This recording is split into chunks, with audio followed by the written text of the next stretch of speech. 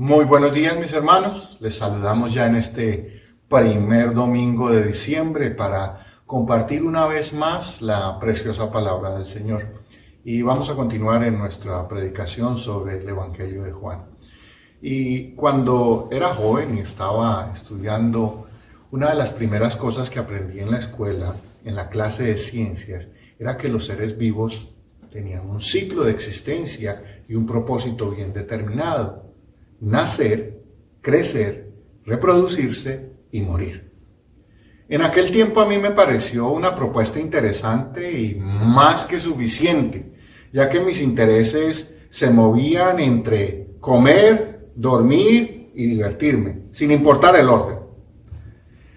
Con los años, empecé a preguntarme si esto era a todo lo que podía aspirar como ser vivo. Y lo que antes me pareció suficiente, ahora me creaba una duda existencial. ¿Solo vine al mundo para crecer, divertirme o sufrir y morir? Porque lo de la multiplicación se lo quedo debiendo a la vida, ya que no tengo hijos. Después, con un tiempo, aprendí que se pueden tener hijos espirituales y eso sí tengo bastantes. ¿Alguna vez usted se ha preguntado seriamente: ¿somos el producto de un accidente cósmico? ¿O somos el producto de una casualidad imposible? ¿Es realmente nuestro destino nacer, crecer, reproducirnos y luego morir? ¿Después de la muerte ya no hay nada? Si es así, ¿puedo vivir mi vida como a mí me plazca? Estas son algunas preguntas en las que vale la pena invertir tiempo tratando de obtener las respuestas adecuadas.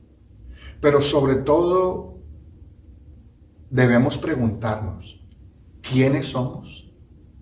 Esto en parte lo vimos con el sermón que vimos la semana pasada acerca de Juan el Bautista explicando quién era él. Pero hoy vamos a profundizar un poco más en ello. Y otra pregunta que es importante, que está muy relacionada con quiénes somos, es: ¿cuál es la razón por la que cada uno de nosotros vino al mundo? ¿Cuál es el propósito con el que vinimos al mundo? Estas son preguntas muy importantes y están estrechamente relacionadas entre sí y sobre todo profundamente ligadas con la persona de Cristo. Entre más temprano en la vida nos hagamos estas preguntas, mejores respuestas hallaremos y de igual manera mayor sentido, propósito y significado encontraremos a nuestra existencia. En el Sermón del Monte, en el capítulo 6 de Mateo, Jesús nos invita a examinar la naturaleza y en particular las flores y las aves, para que reflexionemos y nos demos cuenta de que nosotros valemos muchísimo delante de Dios. La naturaleza constantemente nos da testimonio de que todo cuanto Dios ha creado tiene un propósito. Cuanto más el hombre, que las Escrituras lo describen como la corona de la creación, y que además tiene un destino eterno. En el libro de Eclesiastés, en el capítulo 3, los versos 10 y 11, la palabra de Dios nos dice lo siguiente con respecto al hombre. Prestemos atención. Dice así: yo he visto el trabajo que Dios ha dado a los hijos de los hombres para que se ocupen en él. Todo lo hizo hermoso en su tiempo y ha puesto eternidad en el corazón de ellos, sin que alcance el hombre a entender la obra que ha hecho Dios desde el principio hasta el fin. Dios nos ha dado un trabajo para que nos ocupemos en él y ha puesto en nuestro corazón eternidad. Desde el momento en que Dios creó al hombre, le asignó un lugar privilegiado dentro de su plan y le dio un propósito eterno. El pecado se convirtió en un obstáculo que amenaza con destruir el propósito para el cual el hombre pueda llegar, lo que el hombre pueda llegar a ser y logre desarrollar con el potencial con el que fuimos creados. Por eso Dios decidió resolver el problema que el pecado había creado y que el hombre, por sus medios, no podía resolver. Dios envió a Cristo para que, con una misión específica, con un propósito claro y definido, y es salvar al hombre de la condenación eterna.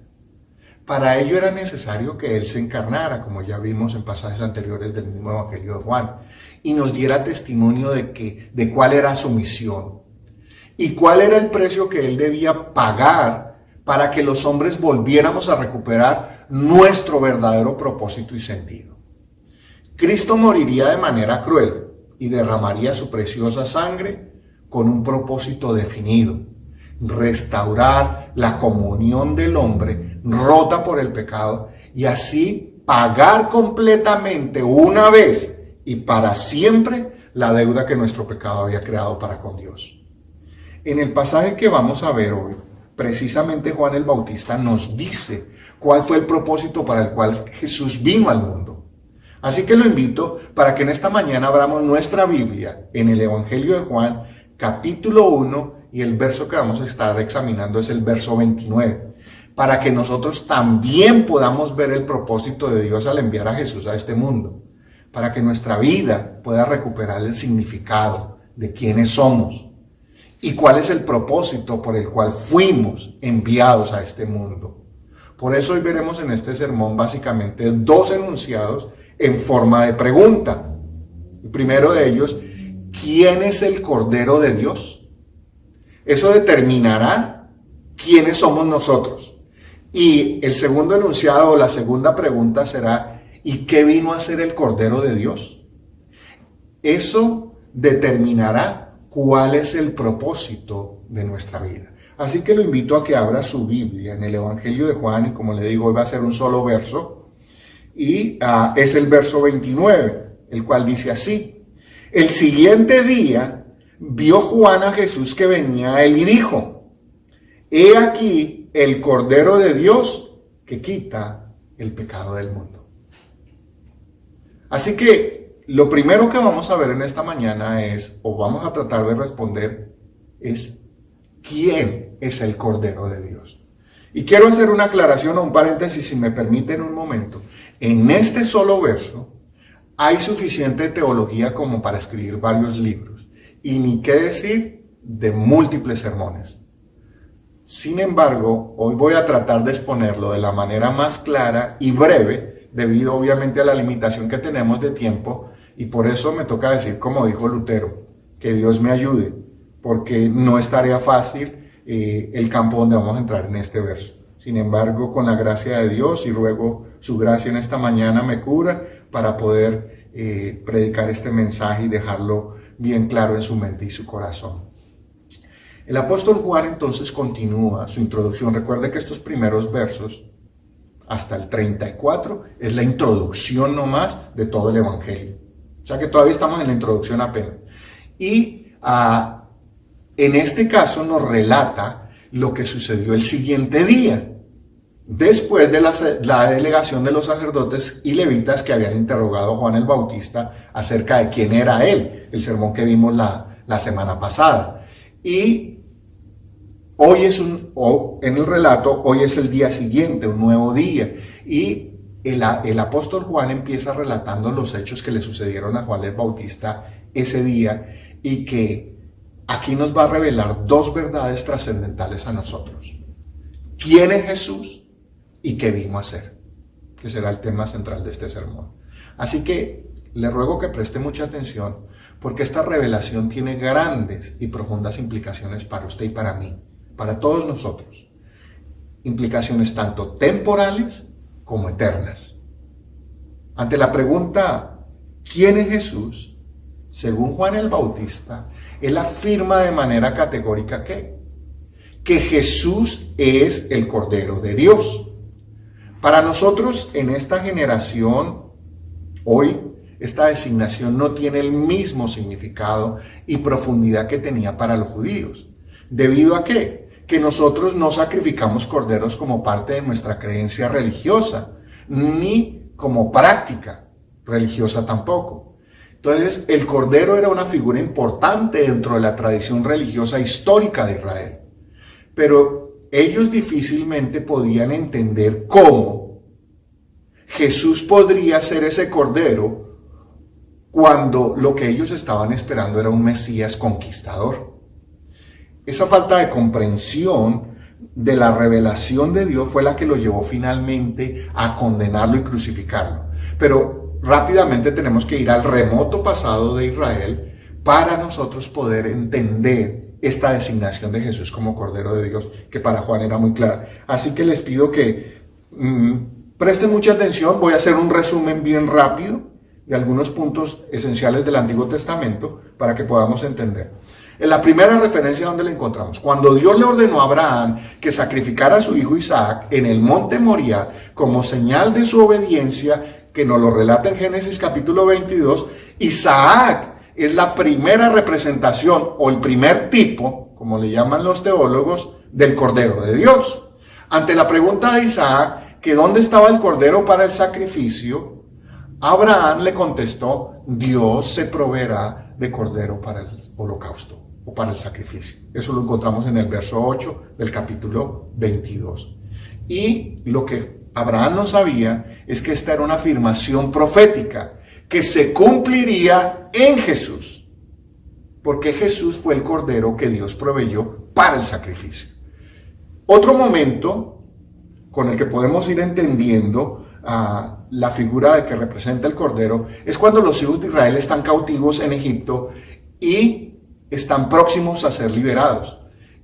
Se les ordena pintar los dinteles o untar los dinteles de las puertas con sangre de un cordero, porque el ángel de la muerte vendría a visitar Egipto y a llevarse los primogénitos. Si ellos hacían así, evitarían que sus primogénitos murieran. ¿Esa sangre de dónde provenía? De un cordero inocente que tenía que ser sacrificado para que la sangre de ese cordero los protegiera del juicio de Dios. Una vez más, entonces, este pasaje que señala es otro tipo o representación de la importancia del sacrificio del Cordero de Dios, con quien, con su sangre, libraría al mundo de juicio. Y una tercera aplicación rápidamente, o explicación más bien, fue cuando el pueblo finalmente fue liberado de Egipto, de la esclavitud en Egipto, y se establece en el desierto. Y allí Dios ordena que se levante el tabernáculo y se da la orden de realizar sacrificios diarios de corderos, con el cual el pueblo apaciguaría la ira de Dios por causa de su pecado. Esta manifestación del culto de Israel siguió por siglos y solo se vio interrumpida cuando el templo no existió, cuando el templo fue derribado, como en el caso de Nabucodonosor, y luego en el año 70, cuando nuevamente el templo es derribado y destruido. Así que, pero en el tiempo de Juan el Bautista, se seguía sacrificando a diario cientos de corderos con el propósito de ofrecérselos a Dios como expiación por el pecado. Así que, brevemente he hecho este resumen para darle un contexto de lo que significaba o simbolizaba el cordero para el judío. Y esto era precisamente lo que Juan el Bautista estaba tratando de enseñarle a la nación por medio de su predicación, que Jesús era aquel cordero perfecto que pagaría una vez y para siempre por los pecados de la nación. Pero ¿por qué esta noticia no fue bien recibida por ellos? Porque el pueblo tenía el concepto de que el Mesías prometido, el que Dios les enviaría, sería un poderoso líder militar que los libraría de la opresión política del Imperio Romano. Lo que ni el pueblo de Israel entendió y muchos de nosotros no entendemos todavía es que hay un tirano más cruel que los simples gobiernos humanos. Y no estoy diciendo que los gobiernos humanos no sean terribles. Son terribles y conocemos algunos de ellos en Latinoamérica a no más poder. Son terribles. Pero esos no son nada comparados con el diablo, con Satanás. Que Satanás es un verdadero tirano. Y el pecado son las cadenas que oprimen al ser humano. Para Juan el Bautista entonces estaba claro que Jesús era ese Cordero de Dios prometido, que pagaría con su vida la deuda que nuestro pecado había ocasionado para con Dios. Los corderos sacrificados a diario en Israel solo eran entonces una representación o tipo de Jesús, pero su eficacia para limpiar los pecados era limitada, ya que, como les mencioné, tenían que ser ofrecidos a diario. Juan el Bautista estaba familiarizado con esa imagen, con esa rutina religiosa. Y quizás, esto lo digo yo, no lo dicen las Escrituras, pero es muy probable que hubiera sucedido así. En el momento en que Jesús viene hacia Juan, se hallaba probablemente o cerca de la ruta por donde transitaban a diario los pastores con los rebaños de ovejas destinadas para el sacrificio. Y Juan aprovechó aquella oportunidad y cuando vio venir a Jesús hacia él públicamente, aprovechó esa oportunidad y lo anunció como ¿qué? Como el Cordero de Dios. Un concepto que debería estar claro en la mente de todo judío, pero que desafortunadamente los evangelios nos dan testimonio de que no fue así, no lo tenían tan claro. Así que ante la pregunta, ¿quién es Jesús? Lo que usted crea acerca de quién es Jesús determina lo que usted es. Se lo vuelvo a repetir. Lo que usted crea acerca de quién es Jesús determina lo que usted es. Si usted cree que Jesús que fue solamente un gran hombre, o incluso como algunas religiones lo promulgan, un gran profeta, con un mensaje interesante y una vida digna de imitar, pero nada más, entonces para usted no habrá ningún sentido en esta vida, aparte del que ya le mencioné: nacer, crecer, reproducirse y morir. Con este concepto acerca de Jesús, no hay esperanza de vida eterna, ni tampoco propósito en esta vida. La religión, la ética y la moral intentan devolvernos el sentido de identidad y propósito, pero no les alcanza. Y como no les alcanzan, terminan más bien creándonos más incertidumbres y vacíos y dudas existenciales. Pero ojo, pero si usted cree que Jesús es el Hijo de Dios, como lo ha afirmado el apóstol Juan desde que empezamos este evangelio, entonces usted podrá finalmente entender quién es usted, ya que esta revelación nos muestra que nosotros también somos hijos de Dios y por lo tanto fuimos creados a su imagen y semejanza con un propósito tanto temporal como uno eterno, tal como lo revelan las Escrituras de principio a fin. Así que, sabiendo quién es Jesús y aceptando quién es Jesús, nosotros recuperamos el sentido de quiénes somos y para qué estamos en este planeta, en medida de nuestra relación con Cristo. El Cordero de Dios es la perfecta explicación de quiénes somos y su ministerio le da sentido a nuestra existencia. Entonces, según Juan el Bautista, ¿quién es Jesús? Claramente lo dice en este verso: Jesús es el Cordero de Dios, el Hijo unigénito de Dios, y por sus méritos, por los méritos de este Cordero de Dios, nosotros entonces también llegamos a ser hijos de Dios.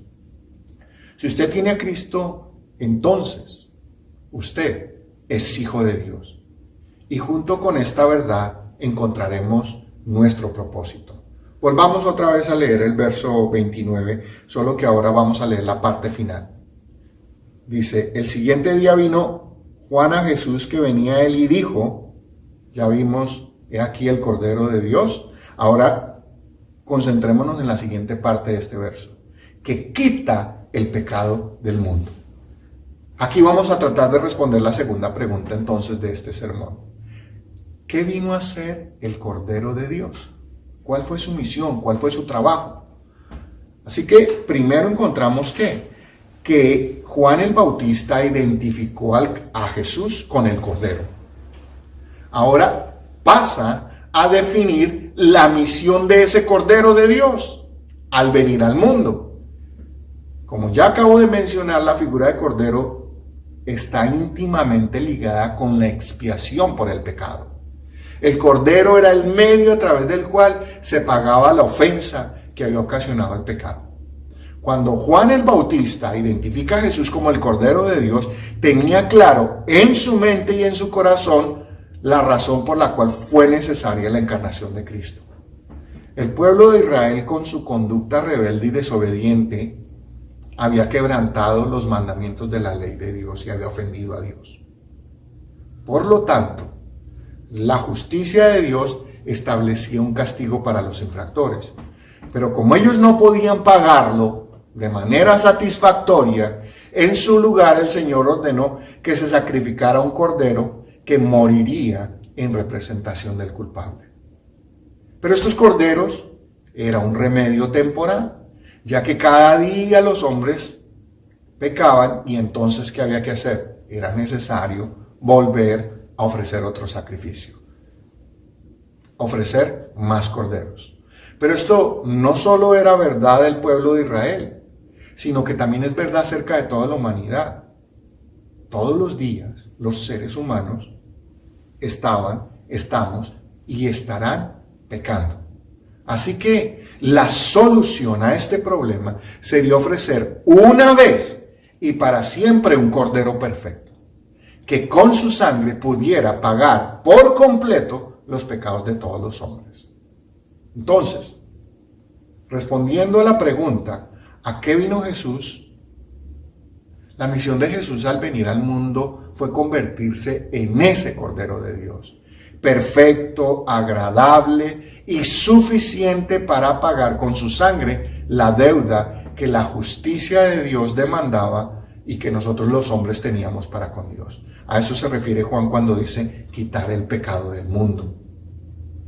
Ese era el anuncio que Juan el Bautista le estaba haciendo a la nación de Israel. He aquí el Cordero de Dios que quita el pecado del mundo. A esta altura del sermón es necesario hacer una aclaración muy importante para evitar que caigamos en una antigua y falsa enseñanza que ha resurgido con mucha fuerza últimamente. Y esa herejía, porque es una herejía, se le conoce como el universalismo. Esta doctrina errónea es una mala interpretación precisamente de este verso y sostiene que porque en el verso dice que Jesús murió y con su sangre quitó ya el pecado de todo el mundo, por lo tanto, como la justicia de Dios ya está satisfecha, todos los hombres serán salvos. Hasta ahí parece muy bíblico. Y no importa si creen o no en Jesús, si viven de acuerdo con sus mandamientos o no. De todos modos, supuestamente ya son salvos porque Cristo pagó la deuda que los hombres tenían para con Dios. Pero esta es una manera errónea de entender la salvación y el alcance del poder de la sangre de Cristo. Déjenme explicarles de una manera o de la siguiente manera. La sangre de Cristo, partamos del principio, la sangre de Cristo sí tiene el poder suficiente para salvar a todos los seres humanos en todas las épocas de la humanidad. De eso no nos debe caber ni la más mínima duda. La sangre de Cristo tiene el poder. Pero hay una condición. Para que la sangre de Cristo cubra los pecados y sea acepta por el Padre como el pago por el pecado, es imprescindible que los hombres individualmente reconozcan su pecado, lo confiesen, acepten a Cristo como el Señor de sus vidas y como el Cordero que con su sangre pagó la deuda. Pero no termina allí la condición. La condición continúa en que una vez que se recibe a Cristo, se debe dar frutos dignos de arrepentimiento.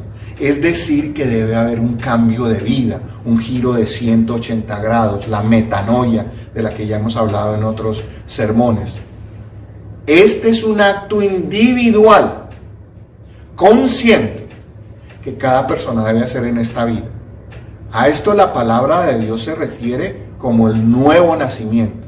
Ya lo vamos a ver un poco más adelante cuando avancemos en los sermones. Entonces, lo que quiero ser enfático es esto. La sangre de Cristo sí quita perfecta, completa y totalmente el pecado del mundo. Pero solo se aplica a aquellos que voluntariamente y conscientemente la reciben. Así que, en este aspecto, la salvación es limitada y no universal. Vuelvo y repito, es limitada no porque a la sangre de Cristo le falte poder, porque no alcance, no. Es limitada porque solo un grupo limitado de personas aceptan a Cristo como su Señor y Salvador. Y solo para ellos, la sangre del Cordero es suficiente pago por sus pecados. Vale la pena añadir a todo lo que acabo de decir, que es una herejía de creer en el universalismo, que si todo el mundo, todos los hombres se arrepintieran genuinamente, la sangre de Cristo cubriría sus pecados. Sería suficiente para borrar los pecados y sería acepta por el Padre. Así que en este verso, los pecados del mundo solo significa no de todo el mundo, sino de aquellos que creen y reciben a Cristo como su Salvador personal. Ese era el paréntesis y era importante que lo hiciéramos. Entonces, volvamos a la pregunta. ¿A qué vino Jesús al mundo? A morir. Y con su sangre pagar el precio de nuestra deuda. Darnos a conocer al Padre, guiarnos a la verdad y garantizarnos la vida eterna. En el Evangelio de Juan, que lo vamos a ver más adelante, pero tengo que citarlo ahora, en el capítulo 6, el verso 38, Jesús afirmó algo muy importante, dice, porque he descendido del cielo no para hacer mi voluntad, sino la voluntad del que me envió. ¿Por qué es importante saber esto?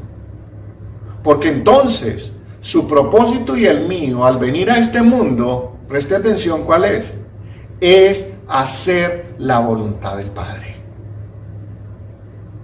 Solo cuando hacemos la voluntad de Dios, nuestra vida tendrá sentido, tendrá propósito y un valor que sobrepasa lo temporal y se introduce en el campo de lo eterno. Usted y yo no fuimos creados ni enviados a este mundo para hacer con nuestra vida lo que mejor nos parezca o se nos antoje, desperdiciándola en toda clase de vicios y pecados, perdiendo así el sentido y el propósito con el cual fuimos creados. El hombre fuera de la voluntad de Dios carece de propósito.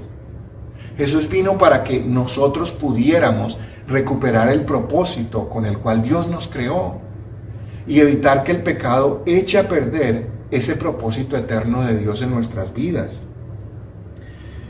En este primer verso, Juan nos ha dicho que Jesús es el Cordero de Dios y que su misión fue venir a quitar el pecado del mundo. En ambos aspectos de su tarea, Jesús cumplió perfectamente.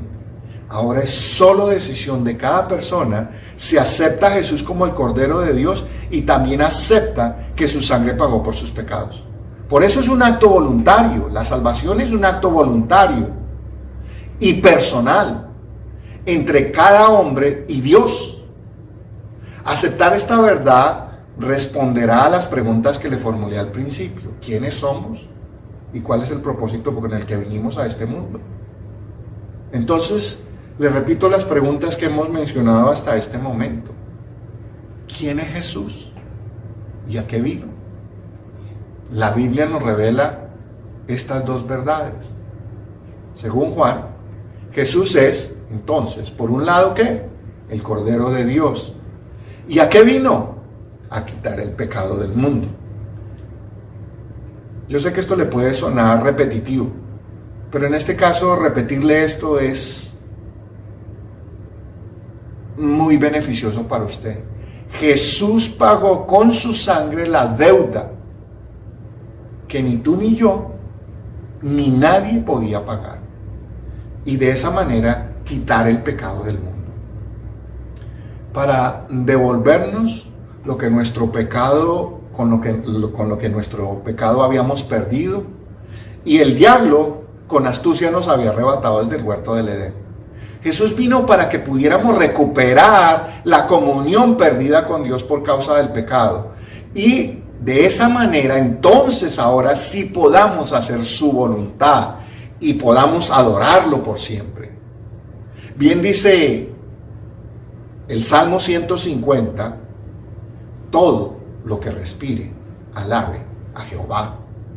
Usted y yo y toda la humanidad fuimos creados para la gloria, honra y alabanza de nuestro Dios. No solamente para, como nos enseñaron en la escuela, nacer, crecer, reproducir y morir. Si esto fuera el sentido de la vida, qué vida más triste sería la nuestra. Ahora que ya sabes quién es Jesús y a qué vino, solo me queda hacerte una pregunta.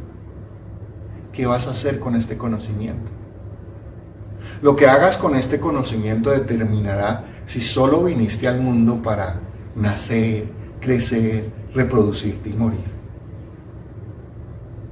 Pero desafortunadamente esta enseñanza que la mayoría recibimos en la escuela y en principio nos satisfacía, estaba incompleta.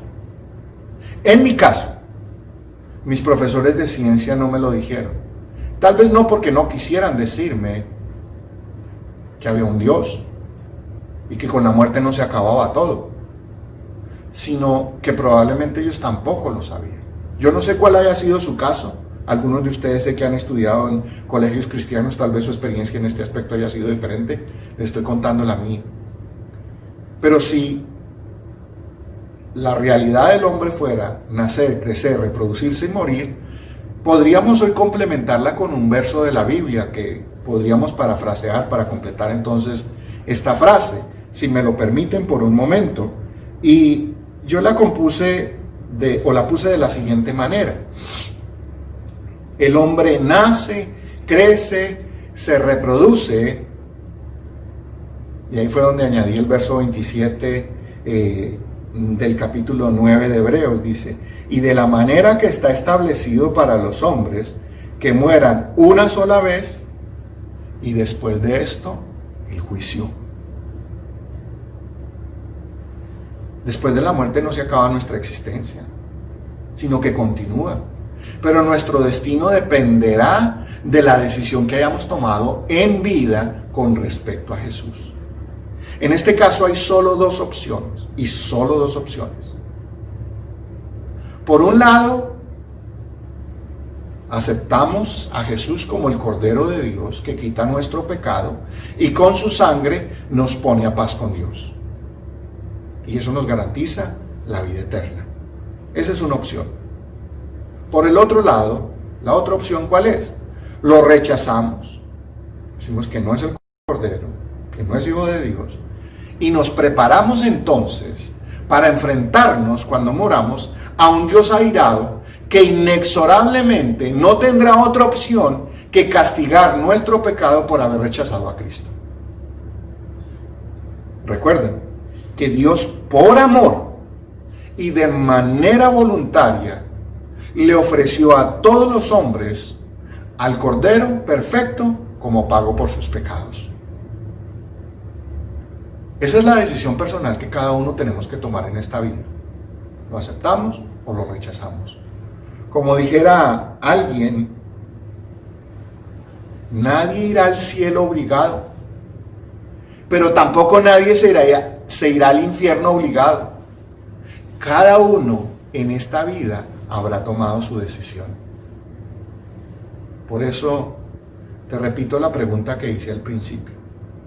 ¿Para qué viniste a este mundo? Solo en Jesús encontrarás la respuesta que le dará sentido a tu vida. Y espero, confío y ruego a mi Dios que hoy escuches su voz, que te dice quién eres y para qué te creó. Ahí donde está mi amigo y mi hermano, lo invito a que incline su rostro y oremos y le demos gracias a nuestro Dios. Padre amado, te damos muchas gracias por enviar a Jesús como el Cordero perfecto. que con su vida y su sangre pagó por nuestros pecados. A ti, Jesús, sea la honra y la gloria, porque por amor y voluntariamente te ofreciste ocupar nuestro lugar, y así con tu sacrificio te convertiste en el Cordero de Dios.